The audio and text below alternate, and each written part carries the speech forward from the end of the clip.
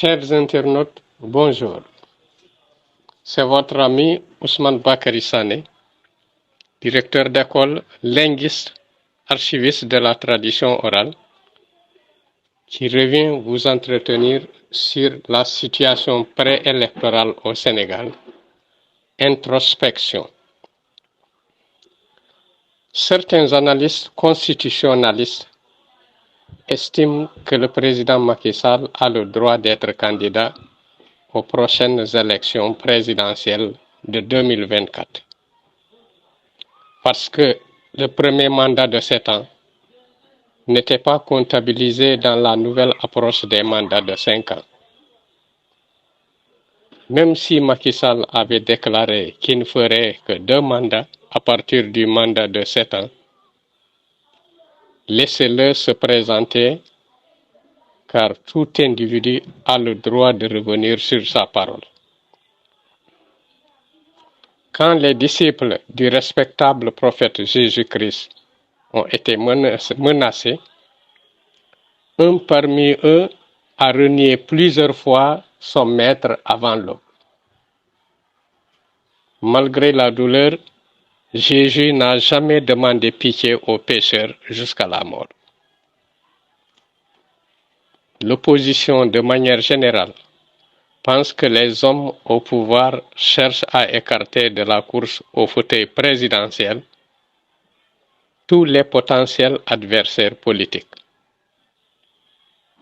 Pour moi, dans ce cas, si l'hypothèse est avérée, laissez-les faire et organisez-vous.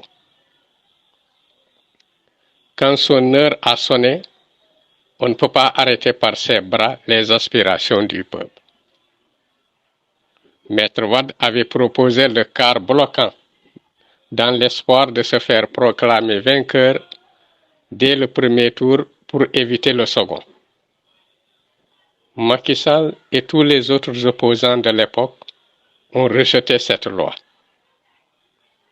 À l'issue des élections, Wade a été largement battu par Macky, le candidat de l'opposition. Et pourtant, tout le monde sait que Wade est un homme exceptionnel qui a réalisé beaucoup de merveilles au Sénégal et en Afrique. Un homme d'une dimension internationale rare. Il avait perdu les élections non pas parce qu'il n'a rien fait, mais parce qu'à un certain moment de son histoire, il était méconnaissable dans la gestion du pays et de la justice. On se rappelle la convocation de Macky Sall par la DIG, décriée comme une injustice par le peuple,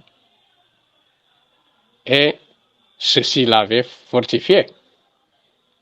Donc, l'argument qui consiste à dire qu'un tel a des projets et par conséquent, il faut le laisser les terminer, est vraiment de bas étage.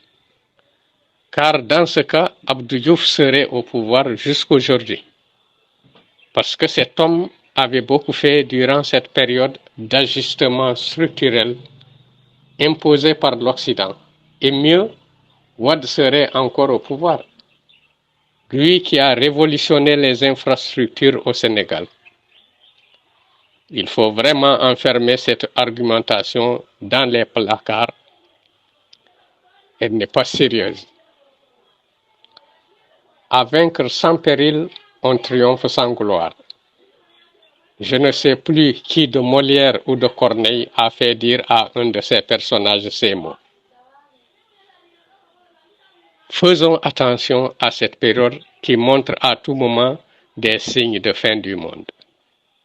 Séisme, glissement de terrain, accident grave, j'en passe. La vérité est celle qui honore l'individu, lui rend sa dignité et l'élève vers les cieux.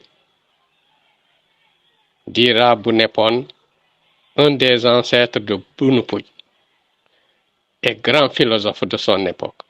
Il ajoute que chacun mesure bien ce qu'il fait dans le présent, car il sera à coup sûr rattrapé dans le futur, proche ou lointain.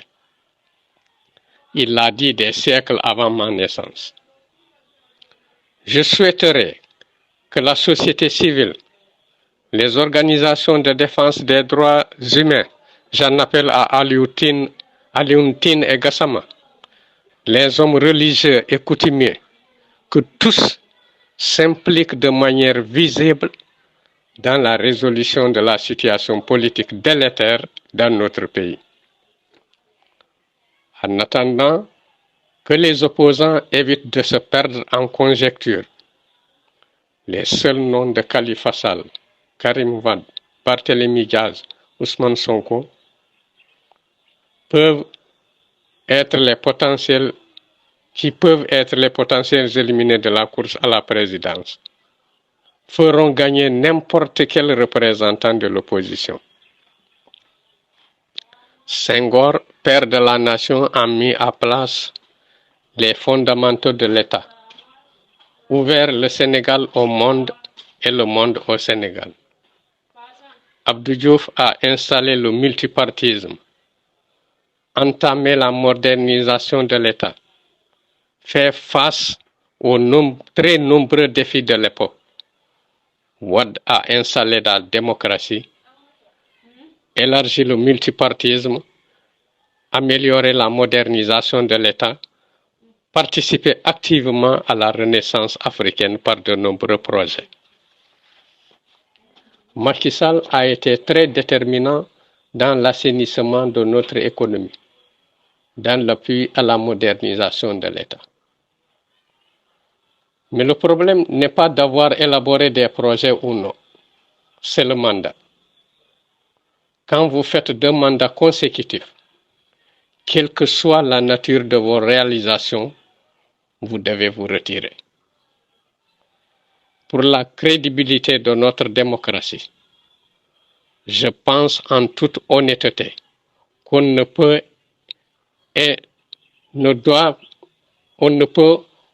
outrepasser les 2 mandats, même quand on y est autorisé par la Constitution. L'Afrique nous regarde parce qu'elle pense que nous sommes parmi les démocrates du continent. Le monde entier nous regarde. L'histoire retiendra. La page sombre de l'histoire de notre jeune nation, avec l'incarcération arbitraire de Mamadou Dia à la prison spéciale de Kédougou, ne doit plus se répéter. Merci de votre attention.